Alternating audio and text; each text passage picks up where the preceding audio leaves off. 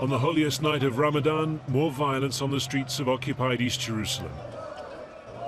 Palestinian protesters threw water bottles. Israeli security forces used stun grenades, foul-smelling, chemically laced water jets, and close-up physical force. This man was beaten on the ground in front of us and then ushered away into the night with no attempt to detain him. It wasn't an isolated incident.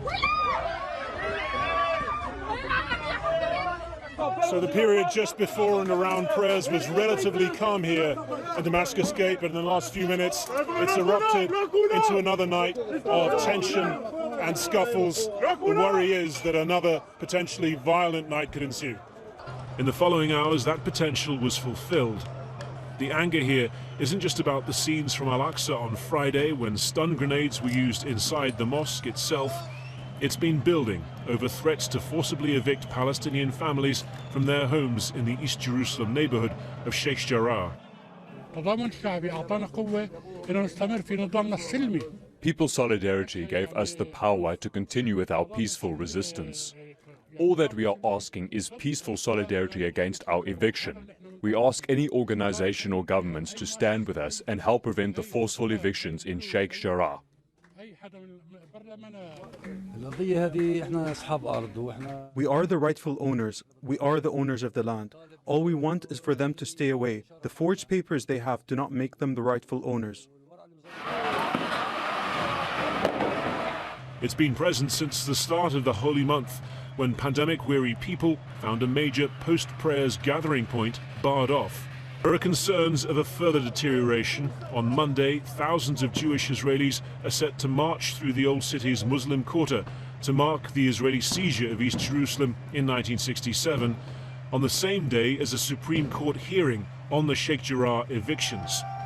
Dangerous days ahead for a flashpoint city that can be both a focal point and a fuse for conflict within and far beyond its streets. Harry Fawcett, Al Jazeera, occupied East Jerusalem.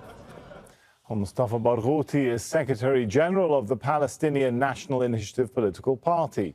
He says this is the latest example of years of oppression. What you see here is a reflection of a system of racism and discrimination against Palestinians. Not only we have been under occupation for more than 54 years, but on top of that, Israel has established a system of apartheid and racial discrimination. The vast majority of Palestinians today are prohibited from reaching Jerusalem and participating in the prayer in the mosque, as much as the Christians were also prohibited from participating in the Eastern, during Easter time, to be in the Church of Holy Sepulchre. This is a discriminatory system, and of course what you see here is protest against this discrimination. On top of that, Israel, as you have indicated, is trying to conduct ethnic cleansing in one of the major neighborhoods in Sheikh Jarrah, as much as they do that also in other neighborhoods in Jerusalem. So basically, this is the evolution of a strong struggle against racism, against apartheid, and against the occupation that has lasted longer than anybody can tolerate.